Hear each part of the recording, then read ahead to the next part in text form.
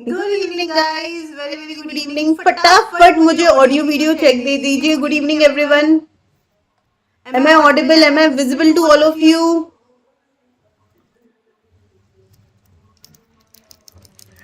Saint Prince, very very very good evening guys. कैसे हो आप लोग?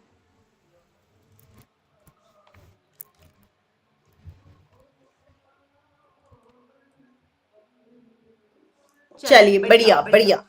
Okay, so welcome back to this session guys. पिछला जो हमारा सेशन था, उस सेशन के अंदर हम लोगों ने कंपनीज एक्ट के टाइप्स ऑफ कंपनीज खत्म कर लिए थे। मुझे ये बताइए, did you all go through it? Okay, very very good evening चक्षु, अनुष्का। अच्छा, मस्त हो तुम लोग एकदम। अच्छा, बहुत ही बढ़िया।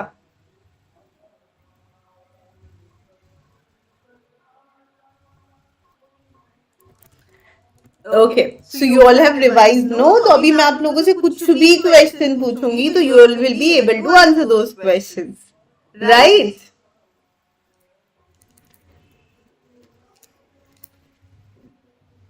मेरा वॉइस इको हो रहा है? अच्छा, एक मिनट रुको। अब नहीं होगा। Got the issue. Much better, much better. अभी ठीक है? Is it clear now?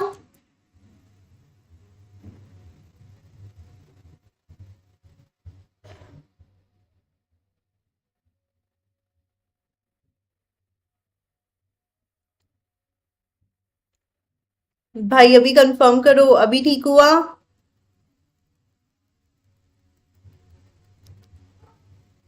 Now clear, बढ़िया। Okay, yes, coming back to the question कि अभी हमारा कंपनीज एक्ट ऑलमोस्ट आधे से ज्यादा हो चुका है। तो जो थोड़ा कंफर्म कि तुम लोगों ने उसको कितना पढ़ा है, कितना रिवाइज किया है, और जो भी अब आए भैया अटेंडेंस जरूर लगा कर जाना।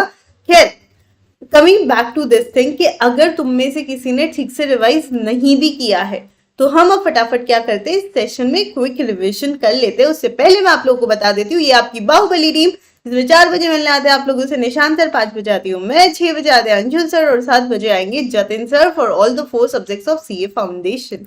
ओके, अब हमने कंपनीज एक्ट में अभी तक क्या क्या पढ़ लिया था, तो वी हैव गॉन थ्रू की बेसिक्स क्या क्या है कंपनीज एक्ट का। कंपनीज एक्ट 2013 से पहले कंपनीज एक्ट 1956 हुआ करता था, लेकिन बहुत सारे इकोनॉमिक और एनवायरमेंटल चेंजेस की वजह से अब कंपनीज एक्ट 2013 आ चुका है, जिसमें 470 सेक्शन है, 7 शेड्यूल्स और 29 चैप्टर्स है। अगर हम कंपनीज एक्ट 2013 के बारे में बात करते हैं तो companies act 2013 basically talks about what कि ये कहाँ कहाँ एप्लीकेबल होगी। तो ये एप्लीकेबल होती है उन सारी कंपनीज पे जो इस एक्ट में इनकॉर्पोरेटेड है या प्रीवियस कंपनीज लॉ में इनकॉर्पोरेटेड थे। Insurance company, banking company, electricity company, इतना ही नहीं, जो कंपनीज किसी स्पेशल एक्ट में रजिस्टर्ड है उन पर भी, और सेंट्रल गवर्नमेंट अगर नोटिफिकेशन से किसी और बॉडी कॉर्पोरेट को भी इस एक्ट में रजिस्टर करवा देते हैं तो वो भी कंपनीज एक्ट उसको भी गवर्न करता है। सेक्शन 220 क्या कहता है? सेक्शन 220 कहता है that company means a company incorporated under this act और any other previous company law, right? तो इस एक्ट में जो रजिस्टर्ड है वो भी, और प्रीवियस कंपनी लॉ में जो रजिस्टर्ड है वो भी। फिर हमने बात करी थी स्लैप के बारे में। SLAP that is separate legal entity, limited liability, artificial legal person and perpetual succession. ये 4 चीजों पर हम लोगों ने डिस्कस किया था, जिसमें से सेपरेट लीगल एंटिटी फीचर कहता है कि कंपनी जो है वो पूरी तरीके से अपने डायरेक्टर से, अपने एम्प्लॉय से, अपनी सारी रिलेटेड पार्टी से पूरी तरह से अलग होती है, और ये क्लोजड होती है एक ह्यूमन बीइंग की तरह, और इसके पास काफी सारे डिस्टिंक्ट राइट्स होते हैं जो किसी इंडिविजुअल के पास होते हैं, जैसे कि बैंक अकाउंट ओपन करना, लाइबिलिटीज लेना, लोन लेना, है ना? और क्या क्या राइट्स होते हैं, सब कुछ होता है। बट मैम 2 चीजें हैं जो कंपनी नहीं कर सकती, ओथ नहीं ले सकती, जेल नहीं जा सकती, और एक और है, शादी नहीं कर सकती, इसलिए डिवोर्स भी नहीं ले सकती। इस सब के ऊपर क्या है, कोई लर्नेड प्रोफेशन भी नहीं कर सकती है। ओके, लेकिन लॉ कंपनी को पूरी तरीके से एक अलग पर्सन की तरह ट्रीट करता है किसी भी और इंडिविजुअल से, और इवन जो कंपनी के मेंबर्स है वो भी कंपनी के साथ कॉन्ट्रैक्ट कर सकते हैं, कंपनी के साथ डेट में एंटर कर सकते हैं। कंपनी केपेबल होती है ओन करने के, एंजॉय करने के और डिस्पोज करने की प्रॉपर्टी को अपने नाम से, even though the capital and the assets are contributed by shareholders. Okay, coming to this case study which is very very important and तुम लोग को ये नाम याद होना चाहिए। किसी को याद है ये केस में क्या था, मैक्यूरा ने क्या किया था, किससे रिलेटेड केस है ये? तो सेपरेट लीगल एंटिटी कॉन्सेप्ट कहता है, फीचर कहता है, क्योंकि कंपनी अलग है और कंपनी के मेंबर्स अलग है ना बच्चों, इसीलिए यहां पर Macaura versus Northern Assurance Company Limited का केस हुआ था। और इस केस में ये डिसीजन था कि मैक्यूरा जो है वो ऑलमोस्ट सारे एसेट्स होल्ड कर रहा, सारे शेयर्स होल्ड कर रहा है except one of a timber company. He was also the major creditor of the company, और कंपनी के टिम्बर को खुद के नाम से इंश्योरेंस ले लिया उसने। लेकिन जब फायर हुआ कंपनी के अंदर तो इंश्योरेंस कंपनी ने कहा कि ऐसा नहीं कर सकते हैं। क्यों नहीं कर सकते? क्योंकि कंपनी अलग है, आप अलग हो, आप कंपनी के नाम पे इंश्योरेंस ले सकते थे, खुद के नाम से नहीं ले सकते, एसेट्स को हम प्रोटेक्ट नहीं कर पाएंगे। Perpetual succession something that keeps on going, members may come and go but company will continue until it is legally winded off. Limited liability, तीन तरह की कंपनी होती है on the basis of liability, limited by shares, limited by guarantee and limited liability company. If it is limited by shares or guarantee, members की liability limited होती है, लेकिन unlimited liability के अंदर कंपनी जब वाइंड अप होती है तब मेंबर की liability unlimited हो जाती है। The last one is artificial legal person. तो सबसे पहले कंपनी को आर्टिफिशियल पर्सन क्यों कहा जाता है? क्योंकि नेचुरल बर्थ से नहीं बल्कि लीगल प्रोसेस से क्रिएट होती है और इसे एक पर्सन की तरह क्लोदन किया जाता है इंडिविजुअल के राइट्स के साथ, इसीलिए इसे आर्टिफिशियल लीगल पर्सन बोला जाता है।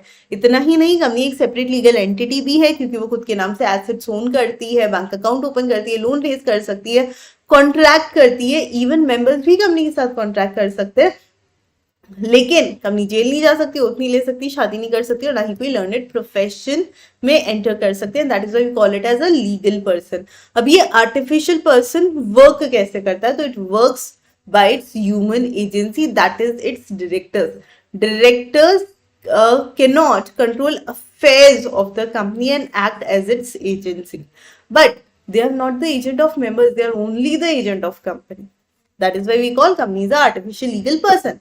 Coming to common seal, common seal क्या कहता है? कॉमन सील कहता है कि भैया एक कंपनी का जो सिग्नेचर है वो है कॉमन सील, एक ऑथेंटिकेशन है कि कंपनी ने ये डॉक्यूमेंट साइन किया है। लेकिन अब अमेंडमेंट आ गया और अमेंडमेंट आकर भी लाइक 2015 के बाद अभी 10 साल हो चुके हैं, जिसमें ये कहा जा रहा है कि अब जो नई कंपनी उनको ऐसा जरूरत नहीं है कॉमन सील बनाने की, ऑलरेडी अगर बनी हुई है कोई पुरानी कंपनी है तो फिर वो यूज कर सकती है। ठीक है मैम, अगर कंपनी सोल प्रोप्राइटर हुई तो बेटा ये अलग अलग एंटिटी है ना, सो योर प्रिंस आप कोई और थोड़ी ना हो सकते हो, वैसे वो कंपनी है, वो सोल प्रोप्राइटर नहीं हो सकती। वन पर्सन कंपनी हो सकती है पर सोल प्रोप्राइटर अलग एंटिटी है। सोल प्रोप्राइटर क्या होता है? आज मुझे बैठे बैठे मन किया यार मुझे ना एक दुकान खोलनी है, मैंने दुकान खोली, अपना नाम लिख लिया, कोई परमिशन नहीं, सिर्फ शॉप एक्ट में जाकर रजिस्टर करवाना, that is a sole proprietorship. However one person company के लिए प्रॉपर रजिस्ट्रेशन कराना है जैसे बाकी किसी कंपनी के लिए करवाते हैं, ठीक है, वो एक अलग फॉर्म है, राइट? चलो next, corporate veil. Corporate veil theory कहती है कि कंपनी और कंपनी के मेंबर्स के बीच में एक बिना दिखने वाला पर्दा होता है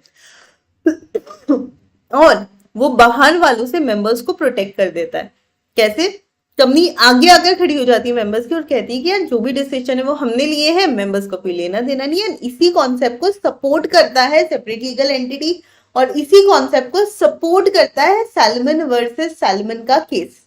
ठीक है, सैलमन वर्सेस सैलमन का केस में ये चीज प्रूव हुई थी कि भैया अगर कंपनी बंद हो जाती है and someone who is the major shareholder and the major creditor of the company, एक बंदा जो कंपनी का मेजर शेयर होल्डर भी मेजर क्रेडिटर भी है, वो क्या कहता है?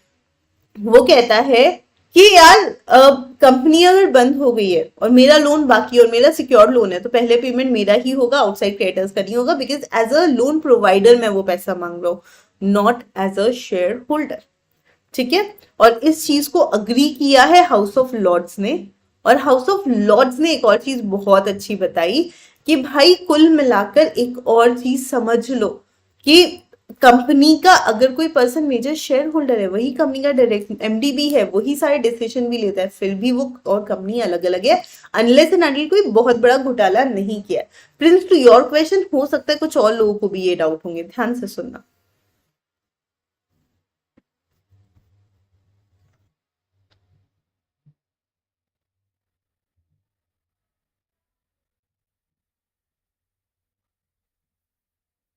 ये है रामू, इसको करना है बिजनेस, और इसको करनी है बहुत सारी earning. He just want to earn, he just want to work and he want to earn. ठीक है, अब उसके पास क्या ऑप्शन है? वो अकेले बिजनेस करे, है ना, और बिना किसी झंझट के करे, उसका और पैसा, लाइक हमारे पानी पूरी वाले भैया, वो आते हैं पानी पूरी खिलाते, कभी पैसे नहीं होते उनके डब्बे के अंदर तो उसकी जेब से भी निकाल के डाल देते हैं, एक्स्ट्रा पैसे हो जाते हैं जेब में डाल देते हैं, मतलब सारा पैसा उनका, खर्चा भी उनका, कमाई भी उनकी। That is sole proprietorship. But then Ramu thought कि यार मैं अकेले अकेले बिजनेस करूंगा तो उसमें उतना मजा नहीं आएगा, है ना, बड़ा ऐसे सैड सैड लगेगा और इतना फील नहीं आने वाला है मेरे को। तो क्या मैं कुछ और कर सकता हूँ क्या, जिससे मेरा बिजनेस और बढ़े? मेरे पास बहुत टैलेंट है यार, पर मैं कुछ बड़ा करना चाहता हूँ। ठीक है, तो फिर वो अपने साथ अपना एक दोस्त ढूंढता है, और वो दोनों मिलकर बिजनेस करते हैं, और वो खोलते हैं पार्टनरशिप फर्म। ओके, जहां पर अब उसको अकेले बिजनेस नहीं करना है, उसके साथ उसका दोस्त है जो उसके साथ कैपिटल डाल रहा है ना, उसके साथ कुछ और ऐड कर रहा है। तो जो भी एडिशनल चीजें हो रही है, क्योंकि अब एक से ज्यादा लोग हो गए हैं, मिलकर बिजनेस कर रहे हैं, तो मिलकर उन्होंने पार्टनरशिप खोल दिया है, जो कि एक अलग टाइप का बिजनेस फॉर्म है। तो पहले टाइप का क्या हुआ, सोल प्रोप्राइटरशिप, दूसरे टाइप का क्या हुआ, पार्टनरशिप फर्म। पार्टनरशिप फर्म का एक नुकसान है, किसी एक पार्टनर ने भी कुछ गलती करी तो पूरी लाइबिलिटी सारे पार्टनर्स पे आती है ना। एक ने गलत डिसीजन ले लिया, बैंक से ज्यादा लोन ले लिया, उसकी वजह से फर्म को लॉस हो गया, सबको जितना कैपिटल डाले उससे ज्यादा भी नुकसान हुआ तो भरना पड़ेगा खुद के पर्सनल एसेट से। तो रामू ने कहा भाई ये तो लफड़ा है, कोई ऐसा बिजनेस करता हूँ जिसमें मेरी कैपिटल डल जाए, मैं बिजनेस कर लूं, लेकिन ना मेरी अनलिमिटेड लाइबिलिटी नहीं चाहिए मेरे को। तो उसने सोचा मैं कंपनी खोल लेता हूं। ठीक है, कंपनी में रामू है, रामू का दोस्त है, और भी वो जिन जिन को अपने साथ लेना चाहता था उसने ले लिया, और कंपनी के थ्रू बिजनेस करने लगे। कंपनी में बिजनेस करके मजा इसलिए आ रहा था क्योंकि कैपिटल जितनी डालनी, अगर कंपनी किसी दिन डूब भी गई, बहुत नुकसान भी हो गया, तो और पैसा नहीं डालना पड़ेगा रामू और उसके दोस्तों को। लेकिन कंपनी है ना, झंझट बहुत है रे, बहुत बहुत काम करना पड़ता है इसके अंदर, बहुत डॉक्यूमेंट सबमिट करो, ये करो वो करो, तो उसमें खर्चा बहुत होता है, कमाई कम बच रही थी, है ना। रामू कह रहा था यार काश ऐसा होता, कंपनी जैसे लिमिटेड लाइबिलिटी होती और पार्टनरशिप फर्म जैसे खर्चे कम होते। तो उसके दोस्त ने कहा यार एलएलपी खोल लेते हैं, है ना। तो वो एलएलपी में बिजनेस करने लग गया। अच्छा, कंपनी अगर बहुत बड़ी हो जाती और वो अपने शेयर्स लिया था तो पब्लिक कंपनी भी खोल सकता था, लेकिन फिर उसने एलएलपी खोल ली। तो एलएलपी में क्या हुआ, सारे पार्टनर्स की लाइबिलिटी भी लिमिटेड है, और वो सारा झंझट नहीं कि डायरेक्टर और ये वो सब नहीं, कम खर्चे में कंपनी वाला फायदा, एलएलपी। ओके, अब इसमें इंटरेस्टिंग चीज क्या है, लॉ में आप पार्टनरशिप एक्ट भी पढ़ने वाले हो, कंपनीज एक्ट भी पढ़ने वाले हो, एलएलपी एक्ट भी पढ़े हो। सोल प्रोप्राइटरशिप का कोई एक्ट नहीं होता ना, अकेला इंसान किसको धोखा देगा, किससे झगड़ा करेगा, क्या ही लॉ बनाना है उसके लिए, समझ गए। There is no need at all for that. Partnership firm, company और एलएलपी में डेफिनेटली आप, क्योंकि मल्टीपल लोग हो, मल्टीपल इश्यूज आ सकते हैं। ओके, इस सब के अलावा एक और टाइप ऑफ ऑर्गेनाइजेशन होता है जिसको हम कहते हैं कोऑपरेटिव सोसाइटी। ये आप अकाउंट्स में पढ़ रहे होगे, एनपीओ, एनपीओ की अकाउंटिंग कर रहे हो ना, नॉट फॉर प्रॉफिट ऑर्गेनाइजेशन की। This is the next type.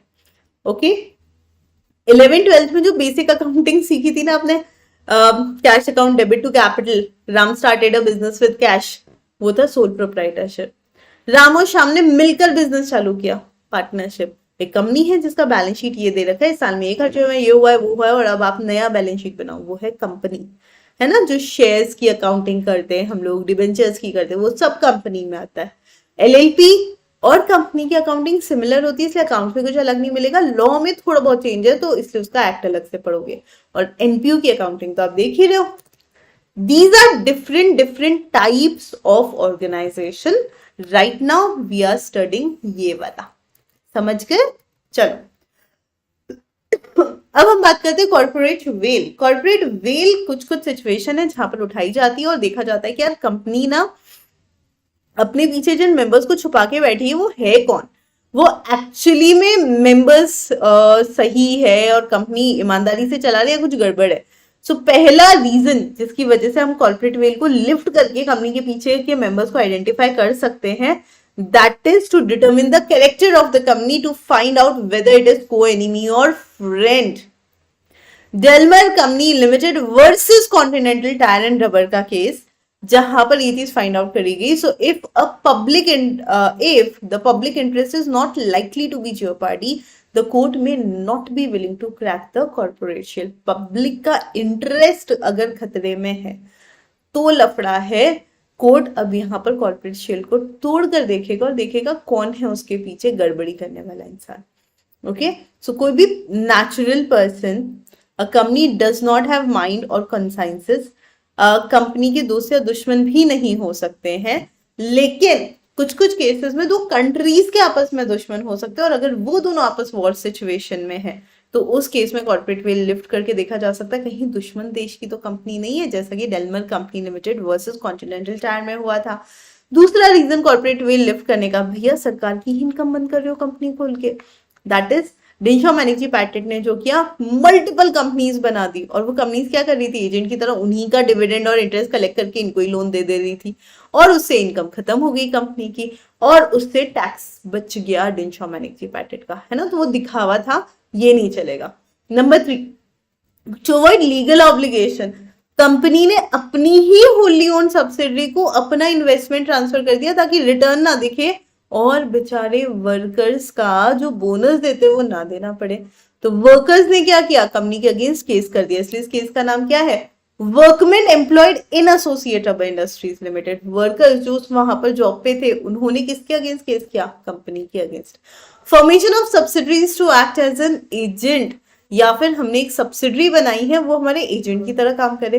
अरे ब्रिटिश ट्रांसपोर्ट कमीशन ने कंपनी को लाइसेंस क्या नहीं दिया नया व्हीकल चलाने का, उसने अपनी एक सब्सिडरी बना दी just to be the agent और नई कंपनी बन के जाओ लाइसेंस लिया।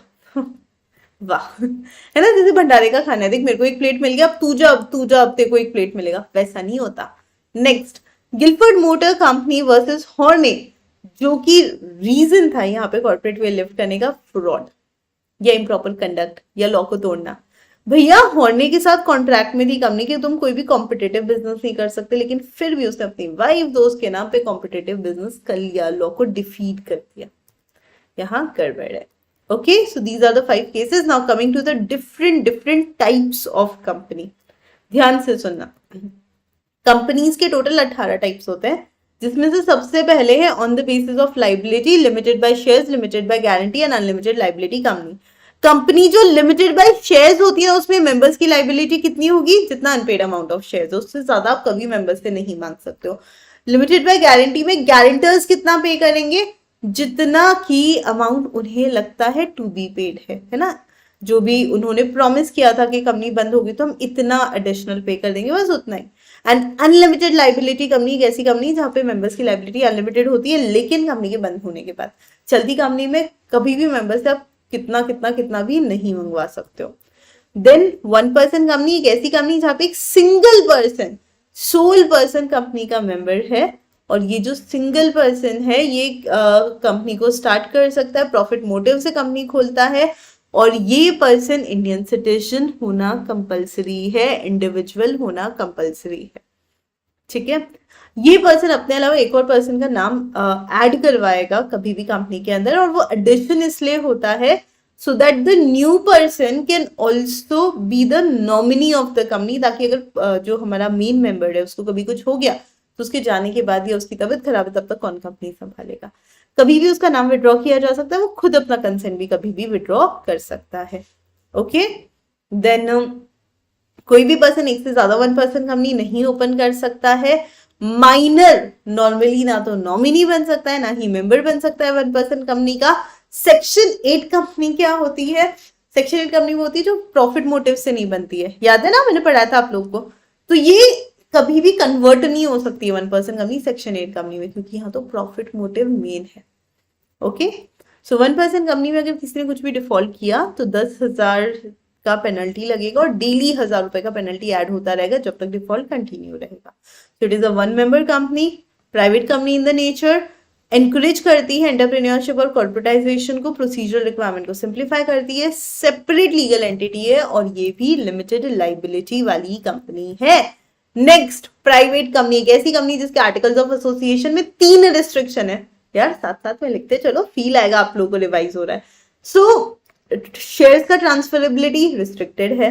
1% कंपनी छोड़कर कभी भी किसी कंपनी में मेंबर्स 200 से ज्यादा तो नहीं हो सकते if it is a private company. And number 3, public को इनवाइट नहीं कर सकते सिक्योरिटीज लेने के लिए। अब ये 200 की काउंटिंग में जॉइंट होल्डर्स 1 काउंट होते हैं, एम्प्लॉइज एक्स एम्प्लॉइज काउंट नहीं होते हैं। Okay, so private company minimum 2 लोग, मैक्सिमम 200 लोग, right of transferability of share is restricted, public को इनवाइट नहीं कर सकती है शेयर्स लेने के लिए। और स्मॉल कंपनी और 1% कंपनी भी क्या है, यहाँ पर प्राइवेट कंपनी ही है। स्मॉल कंपनी क्या है, एक ऐसी कंपनी जिसका paid up share capital 4 crore से एक्सीड नहीं हुआ है और जिसका टर्नओवर 40 करोड़ से एक्सीड नहीं हुआ है। तो एक ऐसी कंपनी जिसका पेड अप कैपिटल और टर्नओवर 4 to 40 करोड़ के बीच में है, मतलब जिसका पेड अप कैपिटल 4 करोड़ तक है और टर्नओवर 40 करोड़ तक है, तो वो है हमारी स्मॉल कंपनी। स्मॉल, कोई भी कंपनी स्मॉल कंपनी क्यों कहलाना चाहती है, तो रीजन इज वेरी सिंपल, बहुत सारे प्रिविलेजेस होते हैं, इनको काफी रिटर्न्स कम भरने पड़ते हैं, लीगल रिक्वायरमेंट्स कम होती है ना, इसलिए small company. What is a public company? A company which is not a private company is a public company, लेकिन सेक्शन 3(1) कहता है कोई भी कंपनी अगर 7 या 7 से ज्यादा लोगों के साथ फॉर्म हुई है for a lawful purpose, then it is a public company. Public company की अगर मैं बात करूं तो उसके कुछ पॉइंट्स, की पॉइंट्स, शेयर्स फ्रीली ट्रांसफरेबल होते हैं, मिनिमम 7 लोग चाहिए, मैक्सिमम की कोई लिमिट नहीं, मिनिमम डायरेक्टर भी 3 चाहिए, यहाँ पर प्राइवेट में 2 ही चाहिए होता है। एंड पब्लिक कंपनी की अगर कोई सब्सिडरी कंपनी है तो वो डीम्ड पब्लिक कंपनी कहलाती है। ओके, फिर हमने होल्डिंग और सब्सिडियरी पढ़ा था। होल्डिंग कंपनी क्या होती है? एक ऐसी कंपनी जिसकी एक से ज्यादा सब्सिडरी है। ओके, सब्सिडरी क्या होती है? कोई भी कंपनी जिसमें होल्डिंग कंपनी ने या तो बोर्ड ऑफ डायरेक्टर्स का कॉम्पोजिशन कंट्रोल करके रखा हुआ है या फिर टोटल शेयर कैपिटल का 1/2 से ज्यादा लेके रखा हुआ है। Okay, now board of directors का कॉम्पोजिशन मतलब उनको अपॉइंट करना, निकालना सब उस कंपनी के हाथ में, होल्डिंग कंपनी, या फिर जितना टोटल शेयर कैपिटल यानी इक्विटी प्लस कन्वर्टेबल प्रेफरेंशियल्स, उन दोनों को मिलाकर भी 50% या उससे ज्यादा किसी कंपनी के पास है तो भी होल्डिंग सब्सिडरी है वो। ओके, एसोसिएट कंपनी, एक ऐसी कंपनी जिसमें दूसरी कंपनी का सिग्निफिकेंट इन्फ्लुएंस है। सिग्निफिकेंट इन्फ्लुएंस मतलब क्या? 20% से ज्यादा वोटिंग पावर होल्ड की है लेकिन सब्सिडरी नहीं है वो, है ना, यानी 50 से कम, दैट इज एसोसिएट कंपनी। अब जॉइंट वेंचर क्या होता है? जहां पर जॉइंटली जो भी नेट एसेट्स है वो अरेंज करे हुए हैं और जो दोनों मिलकर बिजनेस कर रहे हैं। टोटल शेयर कैपिटल मैंने अभी आपको बताया था, paid up equity plus convertible preferentials. Okay, moving towards listed company. Listed company वो कंपनी है जो किसी एक या एक से ज्यादा रिकॉग्नाइज्ड स्टॉक एक्सचेंज पर लिस्ट हुई है। अनलिस्टेड कंपनी जो लिस्टेड नहीं है वो अनलिस्टेड कंपनी है। Okay, right, very good Ayush. Next, government company एक ऐसी कंपनी है जिसमें 51% of total share capital is held by either central government और स्टेट गवर्नमेंट और बोथ ऑफ देम, है ना।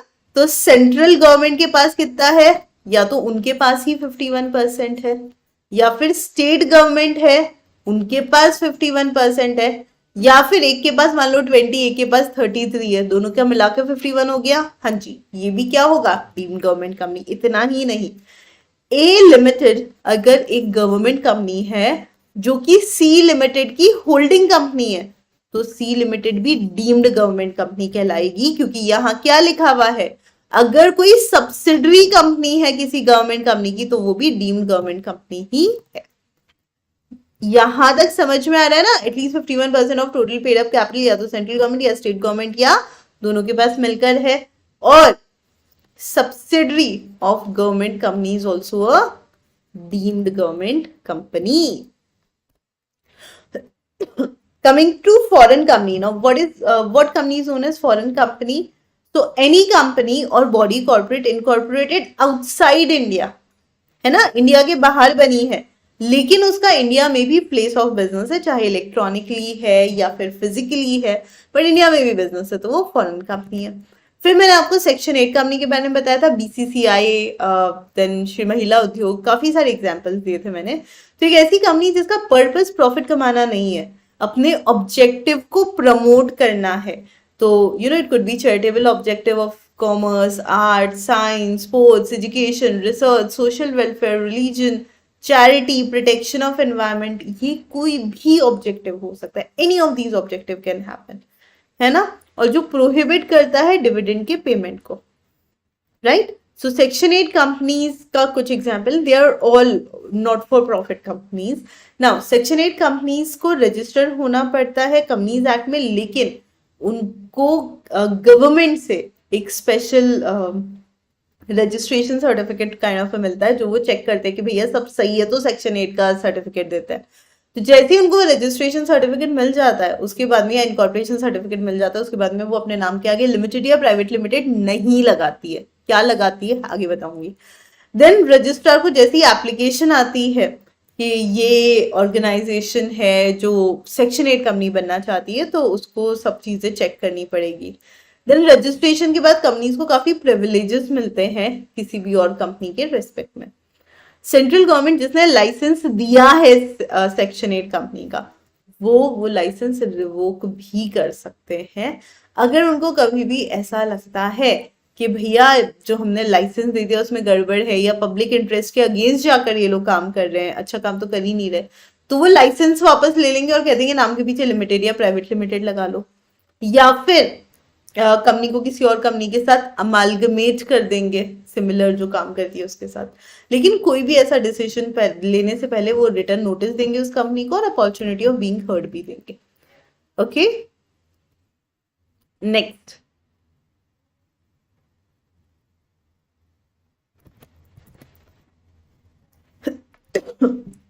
Order of central government. So where the licence is revoked by central government, वो amalgamate भी कर सकती है किसी और कंपनी के साथ, किसी भी तरह का इस तरह का चेंजेस कर सकती है। नाउ अगर कोई भी रूल ये कंपनी कॉन्ट्रवीन करती है, तो 10 लाख से 1 करोड़ तक का पेनल्टी लग सकता है कंपनी को। जो डायरेक्टर्स है उनको 25,000 से 25 लाख, यहाँ पे भी देख रहे हो 10 लाख से 1 करोड़, या 25,000 से 25 लाख का इंडिविजुअल पेनल्टी भी लग सकता है, और कंपनी लेवल पर भी पेनल्टी लग सकता है। सो नटशेल, फॉर्म क्यों हुए थे? अपना ऑब्जेक्टिव प्रमोट करने के लिए। मिनिमम शेयर कैपिटल का कोई रूल अप्लाई नहीं होता है। प्रॉफिट को अपने ऑब्जेक्टिव को प्रमोट करने के लिए यूज कर सकते हैं। मेंबर्स को डिविडेंड कभी नहीं दे सकते हैं। देन स्पेशल लाइसेंस चाहिए, नाम के पीछे लिमिटेड या प्राइवेट लिमिटेड लगाने की जरूरत नहीं है, और लाइसेंस रिवोक हो सकता है अगर कंडीशन कॉन्ट्रवीन होती है तो। ओके, रिवोकेशन के समय सेंट्रल गवर्नमेंट चाहे तो इनको स्टेटस चेंज कर सकती है, नाम चेंज कर सकती है, वाइंडिंग अप का ऑर्डर दे सकती है, अमलगमेशन का ऑर्डर दे सकती है।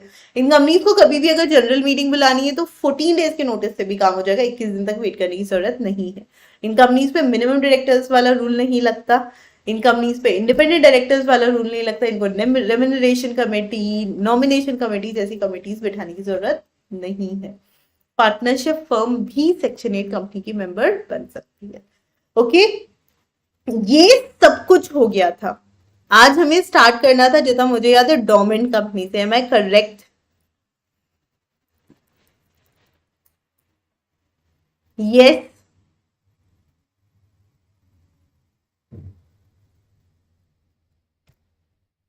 से यस। डोरमेंट, आपने कभी डोर मैट को देखा है? थोड़ा सा स्पेलिंग चेंज करती हूँ। डोर मैट क्या करता है? आपके घर का डोर मैट क्या करता है? पड़ा रहता है अपनी जगह, है ना।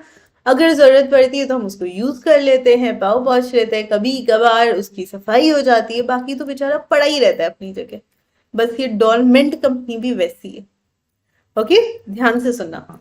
कोई भी कंपनी अगर फॉर्म हुई है या रजिस्टर्ड हुई है इस एक्ट के अंदर किसी फ्यूचर प्रोजेक्ट के लिए, या फिर वो कोई एसेट्स या इंटेलेक्चुअल प्रॉपर्टी राइट होल्ड करके रखा हुआ है उसने, लेकिन वो कोई सिग्निफिकेंट अकाउंटिंग ट्रांजैक्शन नहीं कर रही है और वो कंपनी ना एकदम इनएक्टिव है, और उसने रजिस्ट्रार को एप्लीकेशन दी है कि मुझे डोरमेंट डिक्लेयर कर दो, तो ऐसी कंपनी को हम लोग डोरमेंट कंपनी कहते हैं। इनएक्टिव क्या होता है? इनएक्टिव का मतलब होता है which has not been carrying on business operation. एक ऐसी कंपनी जो बिजनेस कर ही नहीं रही है, कोई अकाउंटिंग सिग्निफिकेंट अकाउंटिंग ट्रांजैक्शन भी नहीं कर रही है पिछले 2 सालों से, ना अपने एनुअल रिटर्न्स फाइल करिए, ना ही फाइनेंशियल स्टेटमेंट्स। हो गए भैया खर्चा ही नहीं करते, हम क्या ही दे तुमको। ओके 2 साल हो गए हैं ये सब चीजें नहीं कर रही है, तो वो इनएक्टिव है। अब इनएक्टिव क्या करेगी? रजिस्ट्रार को कहेगी हमें डोरमेंट बना दो। ओके, लेकिन ये इनएक्टिव कंपनी और सिग्निफिकेंट अकाउंटिंग ट्रांजैक्शंस क्या है? तो सिग्निफिकेंट अकाउंटिंग ट्रांजैक्शन मतलब सारी ट्रांजैक्शन सिग्निफिकेंट होते हैं सिवाय payment of fees to registrar, company बनानी हो तो देना ही पड़ेगा। Payment made by it to fulfil the requirement of the act, law की रिक्वायरमेंट फुलफिल करने के लिए कुछ पे किया तो। Allotment of shares to fulfil the requirements and maintenance का एक्सपेंसेस। बाकी कुछ खर्चा नहीं है, सिर्फ ये करते हैं। पर ऐसा क्यों करते हैं, है ना? Why do we do it? हमने कंपनी पहले ही फॉर्म करी है क्योंकि हमें पता था कि यार ये जो पर्टिकुलर लैंड है ना, यहाँ पर फ्यूचर में ऑयल प्रोडक्शन हम करेंगे, लेकिन ऑयल प्रोडक्शन के लिए बहुत सारा पैसा चाहिए, बहुत सारा टेक्नोलॉजी चाहिए। तो हमने ना 5 साल पहले कंपनी बना के रख ली। रिलायंस ऐसी बहुत कंपनियां बना के रखी हुई है, और उस लैंड के राइट्स ले लिए। अब टेक्नोलॉजी डेवलप करने में पता है 5 साल लगेगा, तो वो कंपनी कोई खर्चा नहीं कर रही है, डॉर्मेंट पड़ी हुई है।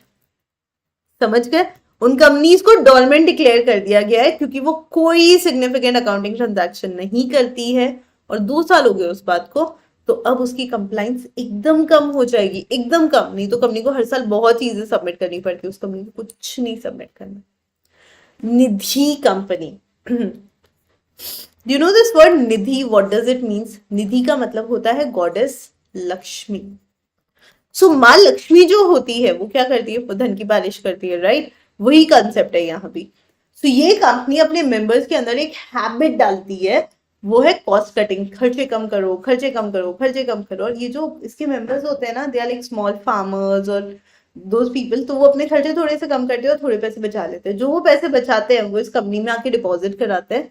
इस तरीके से जब जब मेंबर्स को जरूरत पड़ती है तो उन पैसों में से किसी को लोन मिल जाता है। जब जरूरत खत्म, पैसा डिपॉजिट। देन जब ज्यादा पैसे इकट्ठे हो गए, लमसम कुछ अमाउंट निकालना है, वो निकाल सकते हैं। तो यहाँ पर बैंक वाले फीचर्स है, लेकिन लो अर्निंग ग्रुप के लोगों के लिए। ठीक है, तो यहाँ पर क्या है? It cultivates the habit of thrift, that is cost cutting, saving amongst its member, receiving deposit from and lending to members only. And ये म्यूचुअल बेनिफिट के लिए होता है, सबका फायदा हो जाए उसके लिए। Okay, next. बहुत टाइम से ये डाउट था ना अपने से किसी का, पीएफआई क्या है, पीएफआई क्या है, पीएफआई आ गया तुम्हारा पब्लिक फाइनेंशियल इंस्टीट्यूशन। सेक्शन 272 की सही डेफिनेशन, वो कहते हैं public financial institutes our life insurance corporation of India, जो कि एलआईसी एक्ट में रजिस्टर्ड है, आईडीएफसी लिमिटेड जिसका भी अपना एक्ट है, यूनिट ट्रस्ट ऑफ इंडिया, हाँ उसका भी अपना कुछ स्ट्रक्चर है। देन सेंट्रल गवर्नमेंट अगर कंपनीज एक्ट में कोई भी और तरह का ऑर्गेनाइजेशन बनाना चाहे तो, या फिर other than institution as may be notified by central government, या फिर सेंट्रल गवर्नमेंट अगर उसको नोटिफाई करती है तो वो सब कुछ क्या है? Public financial institution.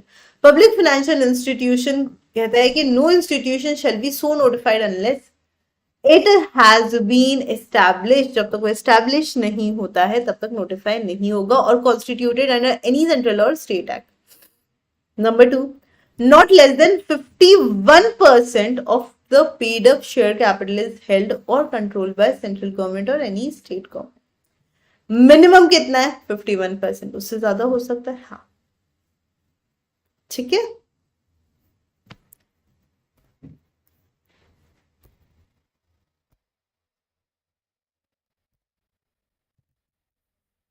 कोई डाउट यहां तक?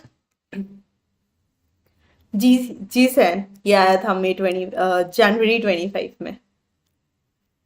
Converted eight status. मैम आज अंशुल सर की 6 बजे की क्लास होगी क्या? आई थिंक शेड्यूल तो है, और शेड्यूल है तो सर लेंगे चाहे कितनी तबीयत खराब हो, है ना। जब तो कुछ बहुत बड़ा नहीं होता ना, तब तक I have never seen him कि मैं क्लास आगे कर दूंगी, ऐसा नहीं होता। Very good, you all are answering, बढ़िया। अब मुझे ना एक कंपनी बनानी है, तो मुझे क्या करना है? तो सबसे पहले ये जवाब देते हैं कि कंपनी अगर बनानी है तो आप खुद कौन हो? कंपनी को बनाने वाले लोगों को कहा जाता है प्रमोटर। सो कौन होता है प्रमोटर? जिसका नाम प्रोस्पेक्टस में लिखा हुआ है एज अ प्रमोटर, जो कंपनी के अफेयर्स को डायरेक्टली या इनडायरेक्टली कंट्रोल करता है, जिसके एडवाइस और डायरेक्शंस पर बोर्ड ऑफ डायरेक्टर्स काम करते हैं, वो होता है हमारा प्रमोटर। यानी कि सिंपल भाषा में जो बंदा ना कंपनी को फॉर्म कर रहा है, जिसके दिमाग में आइडिया है कंपनी बनाने का, एंड जो कंपनी से रिलेटेड सारे नेसेसरी स्टेप्स लेता है, एंड जो प्रोफेशनल कैपेसिटी में काम कर रहा है एज अ सॉलिसिटर, बैंकर और अकाउंटेंट, वो है कंपनी का promoter. Formation of the company, ना how this company will form. तो सेक्शन नंबर 3 कहता है कि अगर हमें कभी भी कोई कंपनी फॉर्म करनी है तो उसके लिए बेसिक रिक्वायरमेंट क्या क्या है, कि भैया अगर पब्लिक कंपनी है तो 7 या 7 से ज्यादा लोग होने चाहिए। प्राइवेट कंपनी है 2 या 2 से ज्यादा, लेकिन मैक्सिमम 200 हो सकते हैं। 1 पर्सन कंपनी में एक सिंगल पर्सन होता है जो कंपनी को फॉर्म कर सकता है। अब ये देखो, इसमें कोई डाउट यहां तक प्रमोटर क्या होगा, कंपनी को फॉर्म करने के लिए क्या करते हैं? अच्छा, वो कंपनी का पापा मम्मा है, हाँ बात तो सही है। Ma'am the father of the company, the mother of the company, the uncle, the aunty, the chacha and chachis of the company. Oh yes, I forgot. Shout out. पिछले सेशन में भी मैंने एक सवाल पूछा था जिसका जवाब चेष्टा ने दिया था और केजे ने दिया था, regarding the type of company, और टाइप ऑफ कंपनी के अंदर इन दोनों का आंसर अच्छा था, तो तुम लोग भी यार आंसर दिया करो। करेक्ट चेष्टा, हाँ जी। यहां तक समझा? किसी को कोई डाउट, कोई परेशानी, कोई सवाल?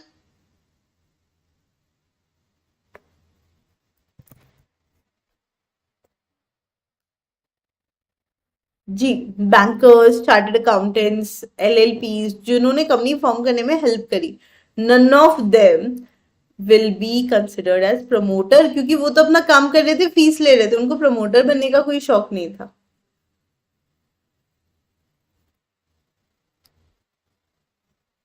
गुड,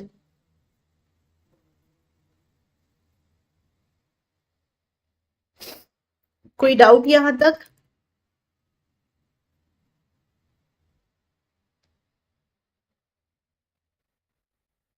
बड़े आगे, incorporation of company.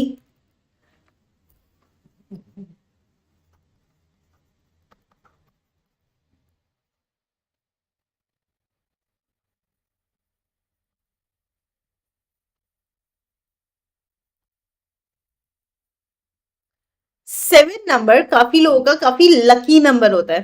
Companies act में भी सेक्शन 7 में बहुत कुछ है ना, बहुत कुछ है। सेक्शन 7 हमें ये बताता है कंपनी इनकॉर्पोरेट कैसे होती है। सेक्शन 7 में कंपनी इनकॉर्पोरेशन के स्टेप्स ही साथ है, और कंपनी फॉर्म करने के लिए जो डॉक्यूमेंट सबमिट करने पड़ते हैं, वो डॉक्यूमेंट्स की लिस्ट भी सेक्शन नंबर 7 में ही है। 7 7 7 right, okay.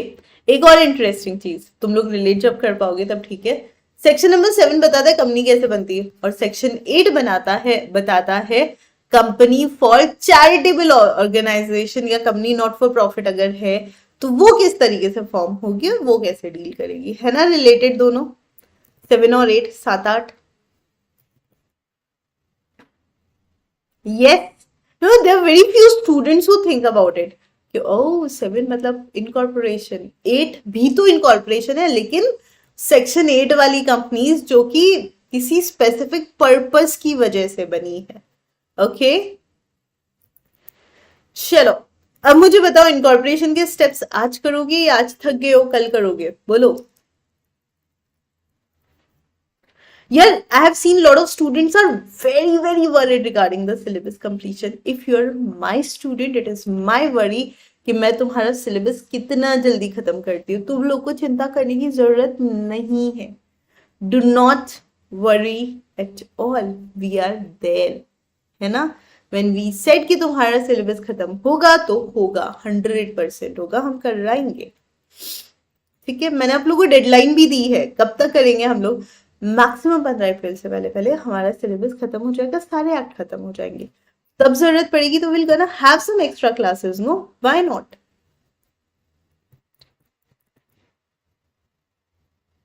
Okay, so incorporation of a company के 7 स्टेप्स है, जिसमें से सबसे पहला स्टेप है कि हमें डॉक्यूमेंट्स फाइल करने हैं और इंफॉर्मेशन फाइल करनी है. यार कोई भी कंपनी अगर बनानी है तो जो भी उसकी अथॉरिटी उसके पास आप क्या करोगे, सब डॉक्यूमेंट सबमिट करोगे. जब डॉक्यूमेंट सबमिट हो जाएंगे और सामने वाले को ठीक लगेंगे तो वो आपको सर्टिफिकेट ऑफ इनकॉर्पोरेशन दे देगा. जैसे ही सर्टिफिकेट ऑफ इनकॉर्पोरेशन मिलेगा आपको कि यस मेरी तो कंपनी फॉर्म हो गई है, फिर आप उससे कॉर्पोरेट आइडेंटिफिकेशन नंबर मांगोगे, सिन, हमारा आधार, कंपनी का सिन. ओके, कंपनी को जैसे ही सिन मिल जाता है तो कंपनी के पास डॉक्यूमेंट आ गए. वो सारे डॉक्यूमेंट्स कंपनी को अपने ऑफिस में, रजिस्टर्ड ऑफिस में रखने हैं. ओके, मान लो कोई कंपनी फॉर्म कर रहा है और उसने कोई झूठ इन्फॉर्मेशन सबमिट कर दी, फॉल्स इन्फॉर्मेशन सबमिट कर दी, तो क्या होगा. कभी भी अगर किसी ने कंपनी में फॉल्स या इनकरेक्ट इन्फॉर्मेशन अगर सबमिट करी है तो वो फ्रॉड ही होगा. किस चीज के लिए लायबल होगा, फ्रॉड के लिए. ओके, कंपनी अगर ऑलरेडी इनकॉर्पोरेट है किसी फॉल्स या इनकरेक्ट इन्फॉर्मेशन के साथ, कंपनी तो बन गई लेकिन किस लिए बनी है, फॉल्स इन्फॉर्मेशन, इनकरेक्ट इन्फॉर्मेशन के साथ बनी है ना, या फिर कोई मटेरियल फैक्ट सप्रेस करके बनी और हमें बाद में पता लगा, तो उस केस में ट्रिब्यूनल मतलब कंपनी का कोर्ट, वहां केस जाएगा और सेक्शन 447 का पेनल्टी लगेगा. तो एक सेक्शन है जिसमें सारे पेनल्टीज है, तो कोर्ट में केस लड़ोगे और कितना पेनल्टी लगेगा वो इसमें लिखा हुआ है. देन ट्रिब्यूनल क्या क्या कर सकती है, जो मन करे वो ऑर्डर पास कर सकती है. पब्लिक इंटरेस्ट में जो मन करे वैसा ऑर्डर पास कर सकती है. मैनेजमेंट को भी हटा सकती है.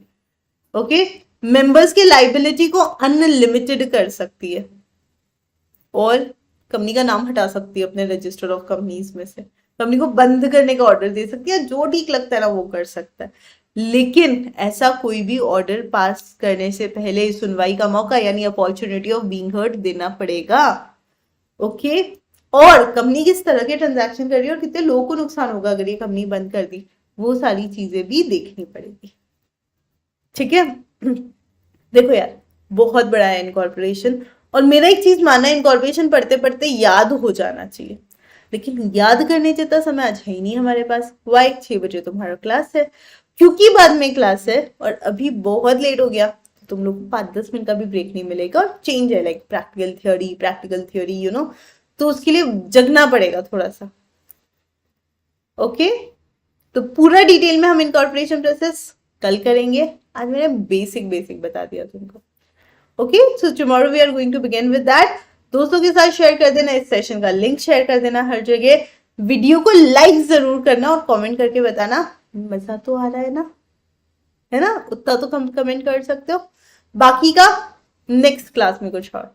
Okay, all the best, bye bye.